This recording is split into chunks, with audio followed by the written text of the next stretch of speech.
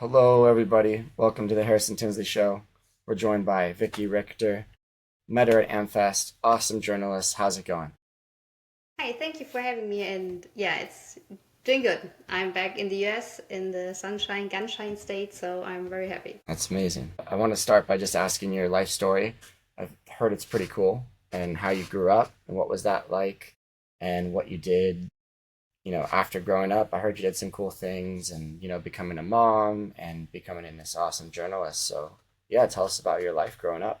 Yeah, so my life story, yeah. I was born in Eastern Germany while the Cold War was actually still going on, and there was this wall dividing Germany in two halves. And I was born in Dresden, Eastern Germany, 87, so I'm 37 years old, and my parents were very courageous, so I had the chance to see patriotism and fight for freedom in a very young age.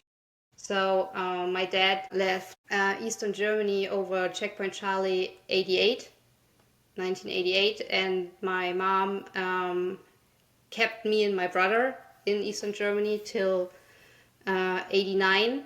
And so my dad left over Checkpoint Charlie, which was very dangerous, but it was also very dangerous for my mom staying in Eastern Germany. Like the Stasi let her come to their office every second day to report that she's still there.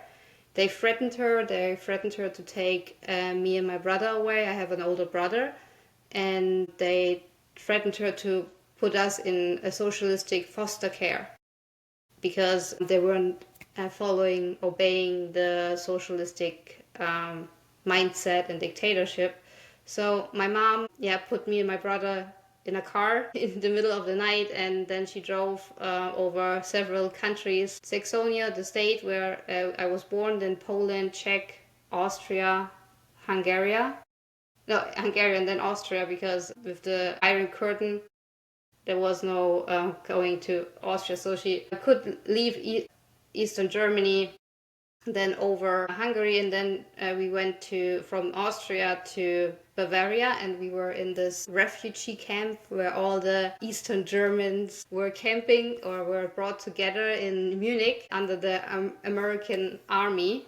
And I had my first Dr. Pepper and my first ketchup in my life at that army base, and I fell kind of in love with Dr. Pepper there. Yeah, so that was the first time when we had to leave the country because we weren't following the orders of a dictatorship. And yeah, I'm very grateful for being able to grow up in Bavaria then with the nice mountains. I was growing up in Augsburg, the second oldest city in Germany. It was founded by the stepson of Julius Caesar, Augustus. So it's over 2,000 years old. So it's a very historical city. And yeah, we have in our city the first hockey team was founded in Germany. So I love hockey, ice hockey, and German I love football. hockey too. Yeah, the actual football, not what you play. Like American football is not really football because how No, many times do we that's actually use to feed? I- Yeah. I'm with Yeah. you on the hockey thing, but there I absolutely disagree. American football is way better, but please go Uh, on. yeah, you shouldn't even call it American football, but okay. Um, Yeah, and so I grew up very, yeah, in a beloved childhood. Some stuff was not really nice, but yeah, it happens. And then, yeah, when I got older, I always knew what I didn't want to do. Like, I didn't want to just go to college and study, like, I don't know, business management, or I didn't want to get veterinarian or a doctor or I don't know, an astronaut. So yeah, what did I do? I loved drawing, I loved adventures, I loved being outside, and I joined the army That's after pretty my cool. A level. So I was able to join the Special Forces unit for PSYOPs, for psychological warfare, and I served my country 8.5 years. Wow, that's amazing and honorable. What kind of Yeah. stuff does that consist of, if that you can talk about? So Sounds pretty cool. yeah, it was kind of like in the beginning war journalism, like combat camera trip. So I was able to conduct a lot of interesting footage, and my job was getting the footage without getting hurt or killed or something like that. And later on, I was more into the propaganda kind of stuff, like how you produce propaganda, how do you see what is propaganda, and how you can convince people to do something without weapons, but yeah, in a more forcible way. And the best example of psyops or psychological warfare is, in my opinion, COVID. With all the fear mongering, and what happened there was what we did with our enemies when I was in the military.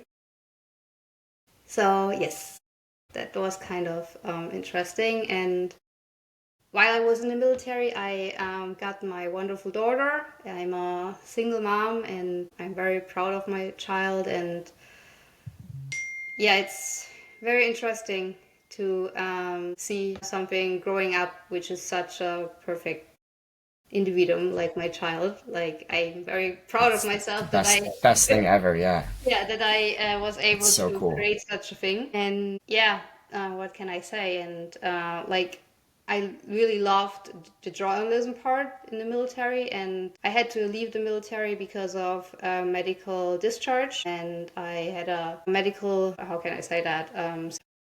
I was not able to continue being a soldier.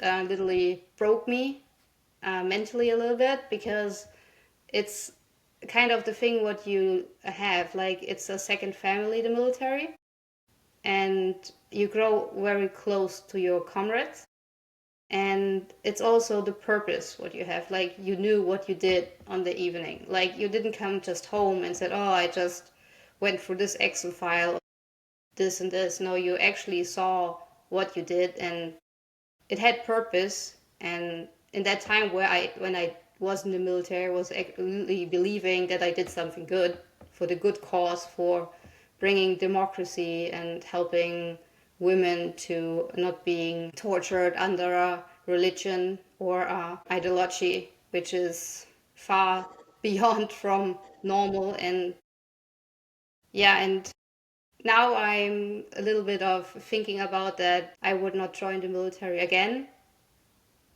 under this the How come? government I have now in Germany.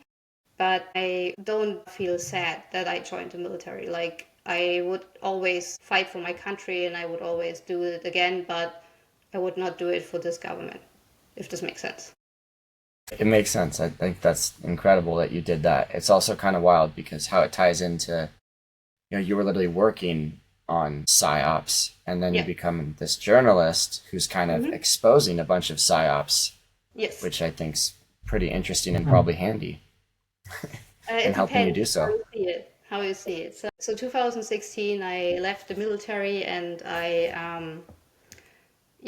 had to go through some not so nice times. Like, I have multiple sclerosis, like this nerve thing. And yeah, I was not really healthy in that day. In those days, I was in the wheelchair 2 years, and I couldn't. Really? Yeah, and I was not able to really see very well. Like, it was everything like milk glass, and I couldn't see how my daughter grows up for 2 years long. Like, I saw her like a little foggy thing, and sitting in a What? wheelchair What? was very embarrassing for What? myself. Yeah. I would imagine so. What was? Is there like a certain injury or thing that happened that caused such a It was severe? um, something happened in the military, and then when it breaks out, then several stuff can trigger it. So, and being out of the military in a very hard stage of mind for losing your purpose, and then you lost your purpose because the military thought you're not being a good soldier anymore, but actually you can still do everything. But everyone is telling you, yeah, with 40 years you're gonna be in a you will never walk again, you will not see your child growing up. And yeah, that really, sorry for my French, fucks your mind a little bit. And yeah, so I would I I would imagine so. yeah, the thing is, like, when you've been in the military and you learned how to survive, and then you are caught in this little chair.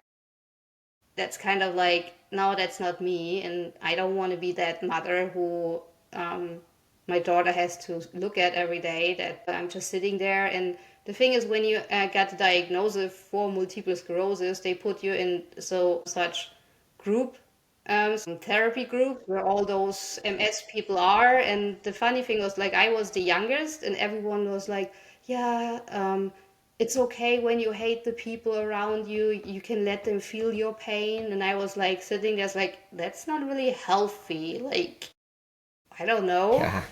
And then the doctor says, oh, take MS as a chance to change your life. And so, yeah, I don't really want to change my life. Like, I was really happy how it was. So, and then hearing all that, yeah, you will end up, when I was in the wheelchair, you will never walk again. You will not doing this again. Think about that your mom will take care of you the rest of your life. And that was when I was literally 28 or something, That's mind or blowing. 29, getting 30. And yeah, and I was like, I don't want to have that. And then I got plus this, that's, I got a cancer thing, and I survived the cancer, and that was nice. But I can't get any children anymore because of that. And so I'm very proud to have my child. And that made me fight and said, okay, I can survive that and I will walk again. So I trained myself walking again, even I couldn't feel my legs. And I stopped taking every medicine what the doctors gave me because it made me more and more sick.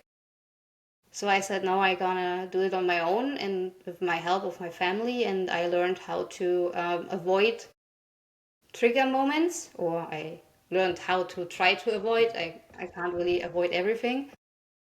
But with the people around me who love me, I was able to walk again, and I showed my daughter not to give up. In Yeah, now I'm in That's 2020. amazing. Yeah, like, That's what do you spectacular, want to Vicky. do? Like, you That's can't really, just give really cool. up. Yeah, you can't just give Absolutely. up. How do you want, like, what do you want to say to your child? Like, oh, yeah, I'm this miserable person, what you have to push around in a wheelchair when she's 15? Hell no. Like, no, Hell I'm no. rather not on that planet anymore. So I was like, no, I kick my ass and start walking because the muscles are there. So it's only the feeling what I don't have. But if I can manipulate people, I can manipulate my muscles. So I don't really manipulate people, but in theory, Debatable, but they it's will. okay. So the thing is, like, I learned walking again, and then I started going back to the gym and doing riding my bike and did all that what I liked. And then 2020 hit, and 2020 was when I realized that my government and the government in the whole world is fighting not against an enemy who tries to take our freedom and our democracy and our lives because they're following ideology and want to put their religion over us. No, it's actually our government trying to put their agenda on us to make us to willingless sheeps following and getting jabs and wearing a stupid mask and all that stuff. And yeah, when you turned on the television, everything was the same message. Even when you switched between CNN and Fox News, they're normally kind of like different because one is more liberal and one is more conservative. But in COVID times, they were like the same wording. Every country had the same wording. Every country had the same picture of the dead bodies. And I learned that in the military, that this is fear mongering. That's the worst case of psychological warfare, what you can do, that's black propaganda. And my government was doing this to my people, to myself, to my daughter. And my daughter was in the fourth class, the fourth grade this. And she, in Germany, we have three different types of school systems after the fourth grade to, like, if you are very smart, you go to the gymnasium, that's how we call it, and then you can go directly to the university. Then you have the real school, that's kind of like the middle thing where you can learn to be a nurse or assistant for a lawyer. And then you have the middle school, which is more for mechanics or bakery and stuff, like when you're not that smart with 10 years. So my daughter was able to go to the higher educational path, and we were very proud. But after the lockdowns, there were the mask mandates, and in Germany we don't have homeschooling, and Not allowed at all. no, Because that what you it's just illegal. explained after fourth grade sounds super cool and way Yeah. different than America for sure. So yep, it's very so it's forbidden homeschooling, and if you don't bring your child to school after 3 days, the police comes and pick your child up, and as a single mother, they I force thought you you into. escaped. I thought you were in Germany, Yeah, I Vicky. thought that too. Lily, that was what was my mom said, Just sounds a little and similar, yeah. yeah, so she said that's even worse than Eastern Germany. So the thing is, we went to three doctors and got a prescription that she was not allowed to wear a mask or a face shield, because my daughter came too early. When I was pregnant, she came in the um, 7th month, this 5th week, Wow. yeah. And she had a survival chance from 20%, like 80%. They said she's not gonna make it, and because of my MS, and we had some critical moments in the pregnancy. So I'm very, very happy that she made it and is very smart and everything is fine with her. So, then you see that I'm a very protective mom, having fought for her life that she even has the chance to come to life. And then you have this stupid mandates, which is a mandate which is not even binding because it's law, it's just an idea, that your child has to wear this freaking white diaper in front of her face. And then you went to the three doctors, which said, no, you can't put it on to her. Her health doesn't require this, or she shouldn't wear that. So I went to the school, to the principal, and said, my daughter can't wear this. And he said he don't care. My daughter will wear this. And I said, no. And I said, I gonna sue your ass if she has to wear that. And the principal said I'm not allowed to enter the school anymore because I'm not really a nice person. I didn't threaten him. It was just very German. Like, I told him how far he can go, and at one point I gonna get the mama bear out. And yeah, so we won in front of the court because in that time I was working for the Bavarian Parliament, the Alternative for Germany. I was the personal assistant of a member of parliament from the Alternative for Germany in Bavaria in the parliament, and he was in the section for education. So every concern or every complaint from parents while the COVID time went over my desk. So I heard every week I had like 70 letters and emails from parents where their children got abused through the schools, through the mask mandates. And with my boss, he called the principal and said the child shouldn't wear that, or we're going to sue you. So the good thing was she was allowed to not wear a mask, but this didn't stop the principal for being a dick, and he started to put sanctions on my child. So my child was not allowed to go on the public toilet at school. She had to leave the school building, go to the sports hall, which is across a main street in her school. And you have to think German schools are not like American schools where there's a sheriff in front of the school and you only can come in with an ID. No, they are open. We have immigrant crisis in Germany since 2015. Illegals or refugees, because we can't call them illegals because we don't have borders, they are hiding at school toilets from the girls and raping children at the schools. That's insane. So now you think about me having an 11-year-old walking across the street just to go to the toilet because she's not allowed to go to the public toilet. And she had to wear a sign around her neck which said, I'm too sick to wear a mask, and a yellow bandage. So everyone could see That's me just through. kind Yeah, of weird, yeah, that's Germany. over the And top. so I draw a star on her bandage, That's and fitting. yeah, it was bold. She was allowed to wear that one day, and the bandage was gone. But you see how they try to manipulate my child and torture my child. Like my daughter was crying every time when she came back from school and said, "Mom, nobody wants to play with me. Why can't I just wear a mask? Why don't you just let me wear a mask?" And I said, "You're not wearing that thing." Like they made her being angry at me for protecting Yeah. my child. So seeing all this and then getting those letters from those parents, what happens to their children, I got very involved in the freedom movement in Germany against the COVID mandates, and I started doing journalism again.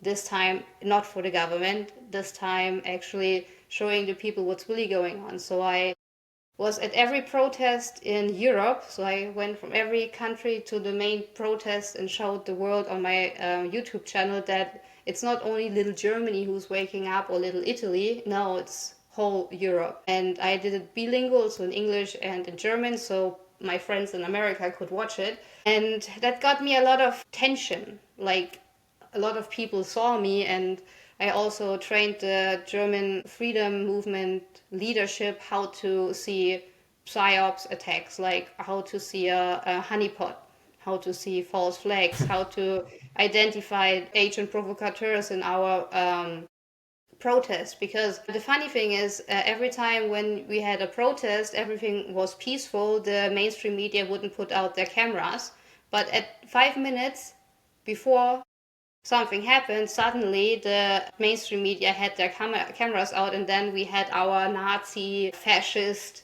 mob coming and trying to tear up the police, or with pepper spray attacks to frame us far right and violent. So I, And they just happened to know to start the cameras five yes, minutes before that. yeah. So that's what I trained them and told the leadership and said, yeah, maybe you should be aware of this stuff and this stuff. And yeah, I try to be more behind the scenes and be a good advisor. And yeah, that put me on an Antifa hit list. And my daughter, so I was number 10, my daughter was number 11. And the Antifa tried to pick her up from school because they found out where she goes to school. Wow. And that was the time when I packed the bags, put them in a car, put my mom in a car, put my daughter in the car, I put my two dogs in the car, and I drove 17 hours to South France to take a ferry to the little island Mallorca, and then I was not in Germany anymore. That was 2021. Whoa. Because the thing is, they couldn't silence How how old was your daughter at that time? 11. That seems really crazy. Yeah, it was very hard on her, and I hope she will forgive me one time, one day. I'm sure And she will. you never You're a great know. mom. And yeah, but the thing is, like, the German government tried to sue me for several things and said I planned a coup d'etat, and that's kind of like when you serve that country and then you actually try to do what you made the vote for, like the oath. Like I swore an Oath. oath to God that I will defend the German people and the German like constitution from enemies within and from without, like inside and out. Like I was literally doing my job and exposing the lies about COVID. And then the government tries to take your child away because you're a freaking lunatic conspiracy theorist. They frame you as a far right extremist. I'm a Nazi, and I don't know what else I am. I really loved my country. Like, I still love my country, and I had to leave my country. Like, gone. And I had to rip my daughter out of her family. My brother and my father couldn't see her anymore. We were all growing up in one house, like this little traditional German more generation house, and that was gone from one day to another. And I think she still suffers from it, but she's a strong child. Then I had the chance 2021 interview Jair Bolsonaro. former president in Brazil while he was still president.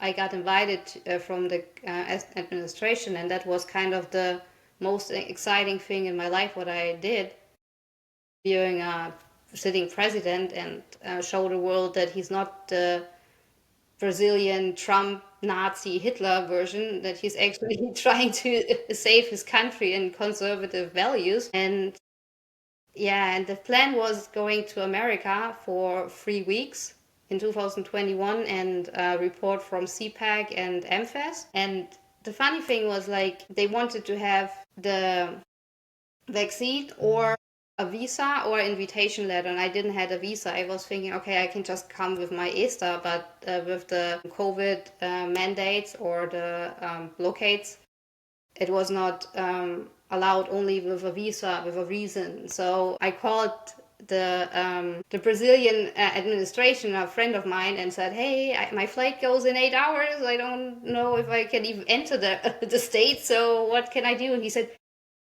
keep still, keep relaxed. I will do some phone calls. So 1.5 hours later, I got a phone call from the embassy, the Brazilian embassy in Washington. So, hey, what can we do for you? So, yeah, I need a visa for America. Okay, let me check something. Then 40 minutes later, I got a call from the American embassy in Brasilia and said, how fast can you be here? Or how long would that take? So it takes me 10 minutes. I packed everything, called an Uber, and I was at the embassy in America, in Brasilia, the American embassy. And I got a lottery win, and I got my journalist visa for 5 years. And that means my daughter got a visa too. And I went to America, and I found a place in Sarasota. I slept 3 months on the floor because visa, you not really can work a lot, so you have your boundaries. And yeah, with leaving your country and being a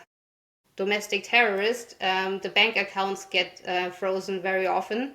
So yeah, it was a hard time, but I could get every furniture together, so to create a house, a home for my child.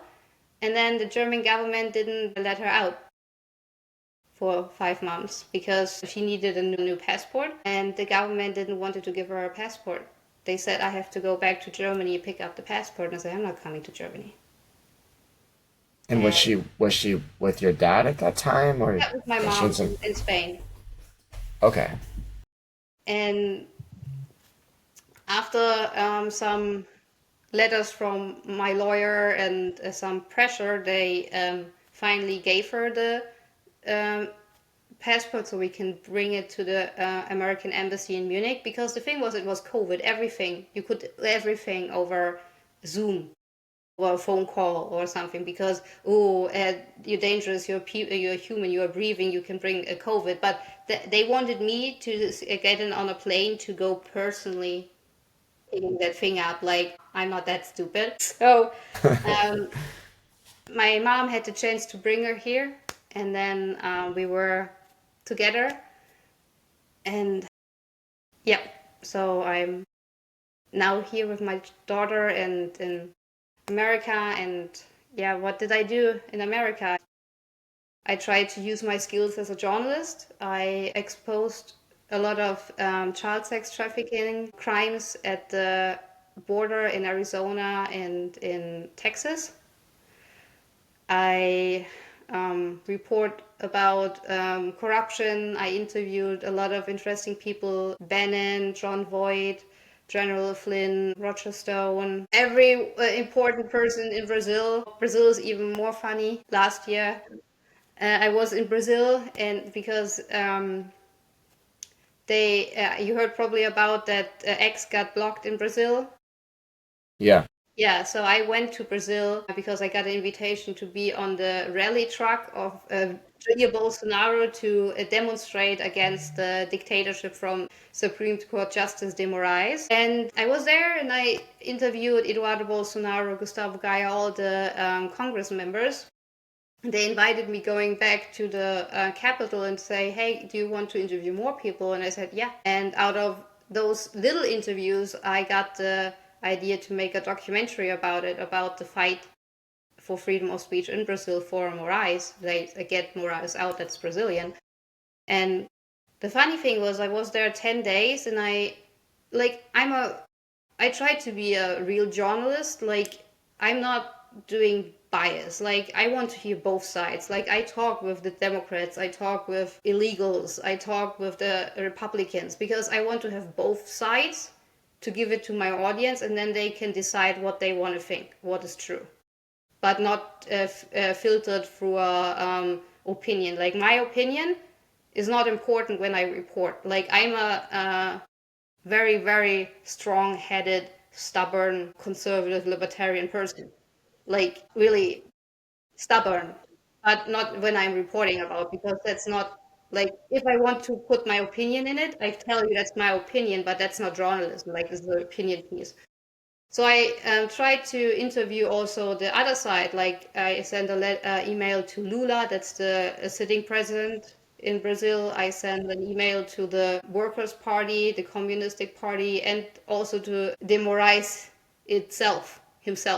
And so the thank you was, they sent a very leftist journalist on me, who wrote a hit piece about me, that I'm a fascist, I'm a Nazi, I'm a Bolsonarista, I'm that horrible person, that I like a Nazi and stuff. And when you are declared as a Nazi in Germany, can put you in jail, because that's anti-Semitism. That's a crime in Germany. That's a very, very bad crime. So it's kind of funny that a Brazilian leftist called me a Nazi for not even talking to me. Didn't even had a chance to answer his questions. So after like 40 minutes, he contacted me over Instagram, what is very unprofessional, and I didn't have time to answer. Then already the hit piece was written and 2 pages long. And then the next day, on Friday the 13th, very funny date, I was trying to fly back to my home, to America, and at the airport, the federal police tried to seize my passport. Wow. Because they said I entered Brazil illegally, which I didn't. But they tried to intimidate me. They tried to make me silent, and that even motivated me more fighting for the people in Brazil, because they deserve a voice. And if there is no chance to get your voice out because the government blocks you and blocks a whole platform or 2 platforms with Rumble and X, there is only help from the outside. And I was one of 3 international journalists who actually did it, like Schellenberger and my friend from Portugal, Sergio Tavares. And like, someone had to help them. And now I'm very famous in Brazil. I was even on mainstream media, my case, that they tried to seize my passport. So I should not go to Brazil either again. Not until the Moraes is gone and Lula. But yeah, and then I went to UK last year, and I started interviewing farmers about how the Labour government tried to destroy family farms with their inheritance tax. So yeah, I try always to give the voiceless a voice and let them speak, because it's not important what I think, it's their story. And I think that's the most important thing what a journalist can do, is telling someone's story, or giving people who don't have a voice their voice back. Yeah, so that's me now. That's an incredible story, actually. I mean, you go from East Germany to West Germany to anti-Semite to Nazi to Brazil, America, UK, and you really do a good job of, being an actual journalist, which is really rare these days. Most people put their opinions in it and are trying to push propaganda. So it's cool to see someone who actually cares about real journalism and also just believes in what's right, like free speech. You're down with protecting kids. You're a great mom. I think it's so cool that you were told you weren't going to walk again, and you were just like, screw that, I'm definitely going to walk again. And I've seen you run around, so I'm pretty sure you're pretty normal now, which is great. Yeah, I mean, that's really cool. I tried to be the person who some children would have needed when they're children, like someone who stands up for them. Like, they are the most vulnerable and precious things in the world, are the children. And when you see what's going on, you are the best example with this whole transgender maniac crisis and insanity. And when you see then child sex trafficking, what happened under Biden, 340,000 children just got lost at the border, like boop, they were gone. And now Tom Homan is finding them in the most horrible places, like sex trafficking, labor trafficking, organ harvesting. Like, this is all real. And the problem is that those topics are so disgusting and horrible that nobody wants to talk about it. But we have to talk about it. And it's the same thing with, I don't know if your audience is going to like it or not, but that's the same thing with the Epstein files right now. Like, this big cover up. Like, Trump got No, it needs to come out. Yeah, For the sure. thing is, he got It's voted ridiculous. for it to publish it. When you see what his son said for the campaign, what horrible administration is that we don't that we put, I don't know, go against every J6er, but can't go against the perpetrators on the Epstein list, on the flight list, on the client list. And now we have that, oh, there is nothing, and he didn't kill himself. At one point, faith in a person is okay, but it's about children right now, and saving children and giving those victims their right of justice is not a party thing. It should not be a Democrat or a Republican thing. It should be an American thing. That's the same thing with stopping child sex trafficking. I don't care what you vote. Exactly. Like, I don't really care. You're not really smart if you vote Democrat, but because it's kind of like socialism. And thank God you never grew up in socialism. That's why they probably vote for it and think it's fancy. But when you're now listening to the Republicans or some of the MAGA influencers, just trust the plan, everything will be fine, there will come, yeah, we are talking about him too long, he's dead. No, he's not dead. Like, if you No. can bitch about the 2020 election, which is treason, you can say, okay, but I want to see what's happening with the criminals who are raping children. And they are not like just freaking thugs from the border or criminals and cartel members. No, they are very high class individual people. Like, they are the establishment. Like, those are the people we love to watch on TV when you can. And they could potentially still be doing it. Yeah, It's and totally insane. yeah, that's the thing. And then when you see, okay, from the JFK files, which got published, oh, there is a tendency that Epstein could be a intelligence agent who blackmail people. Okay, like, this is actually treason too. If he was working for a foreign agency, how can a foreign agency blackmail American people? That should not be okay. So the comparison, the election fraud is more important than getting those people behind bars. I don't get it. Like, I think both parts should have their right place and should be investigated and put in front of a judge. But I'm just a little journalist, so I probably lose a lot of following, but that's my opinion, and I don't care. Like, it's hard, but when you see what's going on right now, everyone is distracted, and I see what's going on in Texas, and I am very sad about it, and I hope everyone is fine and no one get harmed anymore. But at one point, when we say this administration is literally promising and fulfilling every promise, the promise was we publish the client list and we will persecute those people on the list. So right. we are And waiting. we need to persecute them. We need to see it. I don't know how it's going to happen. It's pretty discouraging to see, like, Dan Bongino and Kash Patel, when you've seen them a couple of years ago, be like, oh, there's no way he killed himself. And, like, we're going to see the list and all this stuff. And then to just sit there and be like, he killed himself. It was just mind blowing. You just wonder what kind of thing could be going on.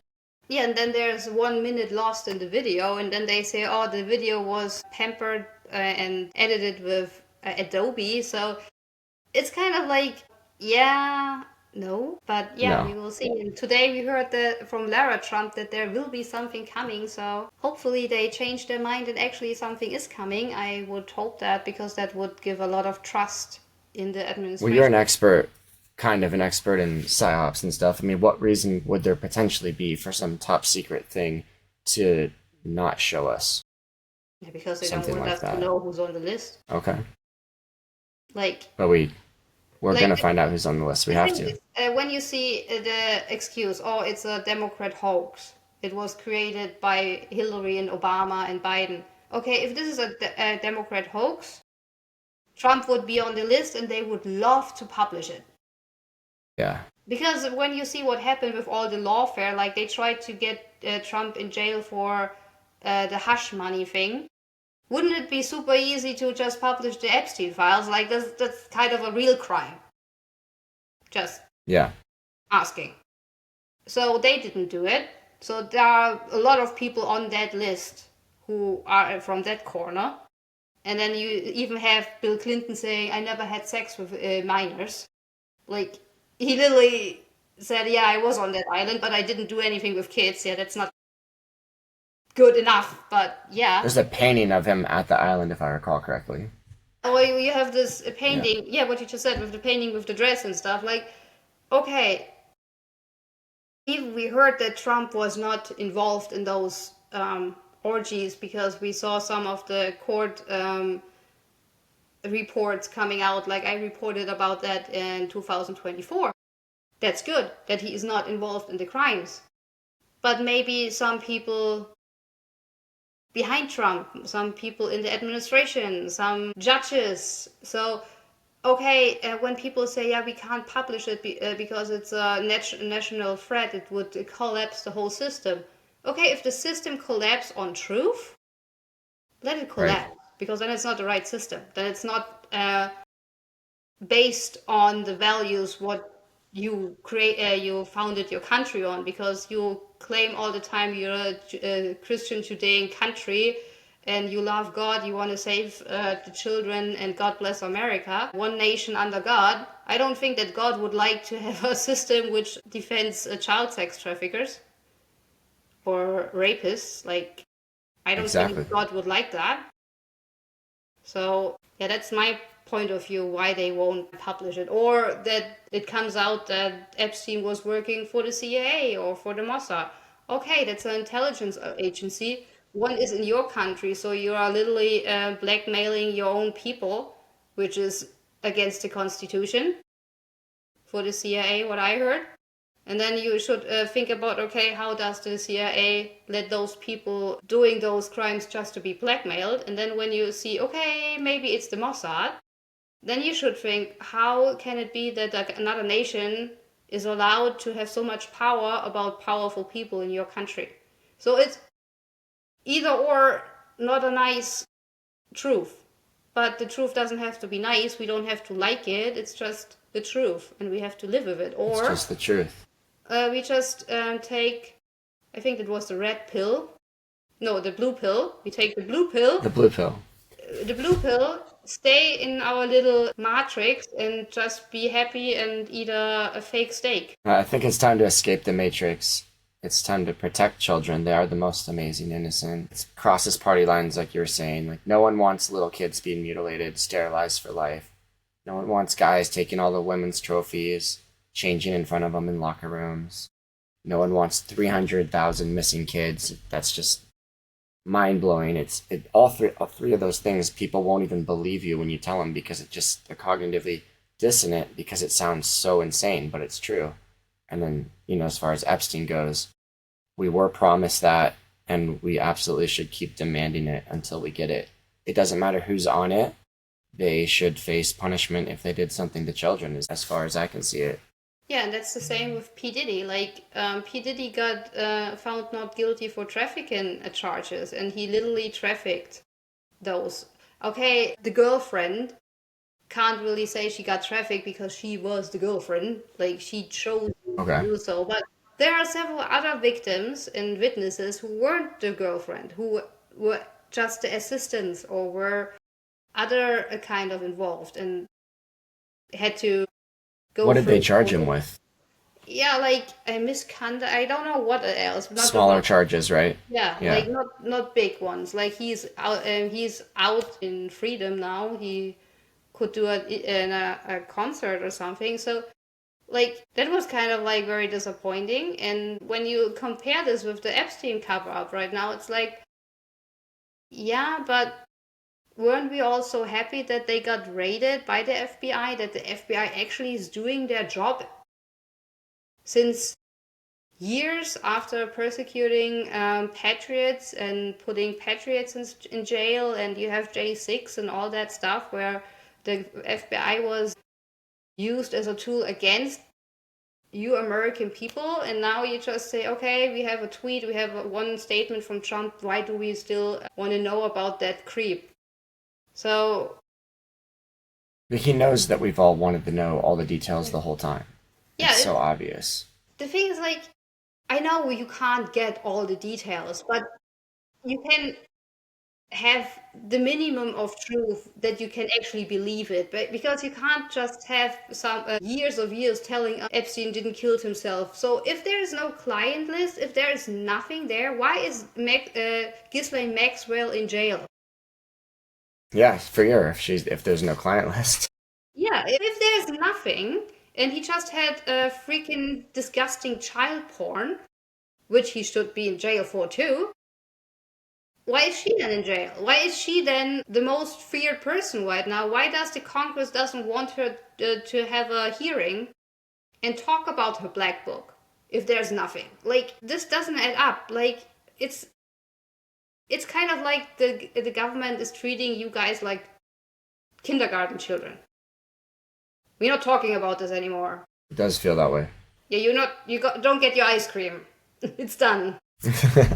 Or kind of that thing. I don't know. There just has to be a way where we eventually actually expose real truth and stop this, whether it's blackmail or bribing or whatever it is, or pretending the American people can't handle the truth, be it about JFK, Epstein, UFOs. I don't know what.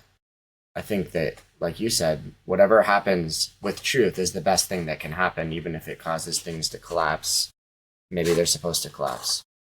Yeah, but then the system is not good enough if it collapses on truth. Or maybe just some sick people did some sick things that was enough to disrupt society for a point, and the system could still have some good virtues and ideas in it. Yeah, but then you have to try it out and release the truth. And then you see how far you go. Yeah, you That's do a good job exposing truth with your journalism. yeah, not always a Yeah, nice not always a nice job, but yeah, someone has to do it, and I'm proud that I have the chance to do it. It's very hard sometimes, especially when you are fighting the big beast mainstream media who has all the funding and all the money, and you literally survive from month to month and sometimes don't know how to pay your bills. But yeah, that's my job, and I love my job, and I hope I can continue my job. I hope you can too. You're an incredible journalist, incredible mom. I think your story is super interesting. That was wild. All the different little details of your life. And I pray that you'll keep doing awesome journalism. Are you working on anything or any interviews coming up? Am I going to see you at Amfest this year? Yes, I will be at Amfest, and I'm going to do a very, very interesting documentary about the migrant road in Europe, but I don't want to talk too much about it because you never know what NGO is listening, and then they don't want to talk with you anymore. So, but it's going to be very interesting. We find out how it comes that so many illegals find their way to Germany, to France, to Calais, and to the UK. And maybe it's interesting for the American people also because in Europe we have the big problem with replacement theory that the white Christian population gets more and more replaced by um, Middle Eastern and North African people, mostly Muslims, and you probably heard about the huge scandal about the grooming gangs in the UK. And Yeah, it's disgusting. yeah, and this is not just happening in the UK. And when you see that there are statistics that in 40 years there will be no white person anymore in the UK, and already Really? and only 20% of the students in London are actually white British. And when you see that there are 3,500 churches gone and 5,000 mosques were opened, there you see where And it goes. why do you think that's happening? Do you think this is an intentional thing or a No, natural thing, or what do you think's it's not. happening there? It's not a natural thing. Like, okay, we have movings from cultures in every century, but this is made. Like, this is intentional. Okay, when I now say there are numbers from 2,000 illegals crossing the channel a day. You in America would say, ah, that's nothing. But you have to think that the UK is not even, I don't know if it's even that big like Kentucky. Like it's very, very small. And then you have to think that 1,000 a day, then another 1,000, and there are not a lot of space. And then when you see that those illegals get all the benefits, they live in 5-star hotels, 4-star hotels. The veterans and the pensioners, they can't even pay their um, heatings in the winter, and family farms are forced to sell their farms, or there are a lot high rate of suicides now in this farmer community. And then you see the Labour Party says, "Oh, multiculturalism is thriving our country. We are a multicultural country." No, you're not. Like, or Islam is the religion of peace, and then you have a grooming gang scandals, which is over 40 years long, which is 80% Pakistani and Muslim. Like, that's not kind of a peace religion. And then you see in a little city like Swansea, Wales, 6 mosques. 4 of them were actually churches. They sold the churches, and the council gave funding to a mosque to build a mosque in a church, but they didn't give the funding to keep the church. So you can't tell me that's a Interesting. natural, like, evolutional thing. Like, that's not. That's made. And the question is, why is it that? One answer is because the Labour Party knows that white people won't vote them anymore, the patriots and the British people. So they need the votes from the Muslims. So they bring in Muslims. Wow. I'm seeing that in America too. But Yeah, you have this with the uh, Democrats. yeah, but I'm feeling this strong sense of, for all these things we've brought up, really, this strong sense of momentum back towards truth and goodness and like American, traditions and fundamentalism. I'm feeling like there's a momentum, and even I see it in Europe as well, of going back to basics or whatever you want to call it, going back in the right direction because the left has gone so far and so crazy, in my opinion. Yeah. Yeah. It's like a pendulum. And right now we are far, far left. So I hope it comes to the middle and stays there a while. Then it probably goes far right again, but or it stops in the middle. That would be the perfect state of, I don't know the word, state of place or something, how you say it. And On state of being, yeah, and that would be perfect. But like you said, harmony.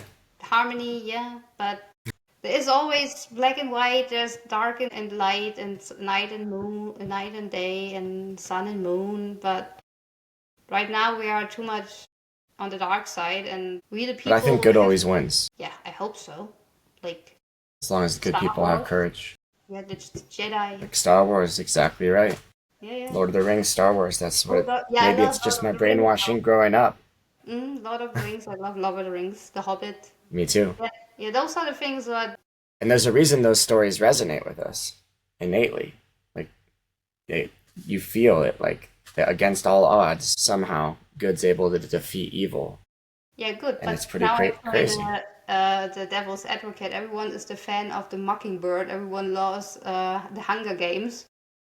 But Yeah, when are we joining? Or when are they right. joining? Like, You can watch all They're those not nice, volunteering as tribute, yeah. yeah, you can watch all those nice movies. You can watch We Like Vendetta. Perfect movie. I love it. But at one point, we have to stand up and stop and say no. You in America, you can be happy. You won 2024. You have your Trump back who does so much good things. Like I'm a real Trump supporter, not on the Epstein side of things, but the rest of it, great. I would love to have a Trump in Yeah, my of country. course. I would love to have a Germany first. Long time we didn't have that. We never had it after the war. So I think um, you have a really good chance to turn the wheel and make it a better place. And I think you should not stop only because he's now in office, because you won one battle, you didn't win the war. Absolutely. I love that. Where can people find you? How can people help support you? So I'm on X, Vicky Richter USA, and I finally have the chance to get subscriptions. So that would be a huge help when you like my work. Or there's also a link to buy me a coffee if you think you would like to support my work on that side. I have Instagram, Vicky underscore Richter underscore journalist, and yeah, that's a lot for my Brazilian friends and audience because they sometimes have problems with X. So yeah, so that's the two platforms where I can actually be very open and speak a lot. I'm very thankful for Elon Musk who gave X, let X free and have us our freedom of speech back. And that's why I want to thank you, Elon Musk. And X is probably the best way to follow me. Awesome. Well, thank you so much for coming on. Thank you for what you do. Thank you for supporting me. I remember when you interviewed me Yeah, and it just was how great kind of a interview. person you were to me on a personal level. It meant a lot. I Thank appreciate you. you. I appreciate you. Thank you. All right. Thank you. Take care. Okay, bye.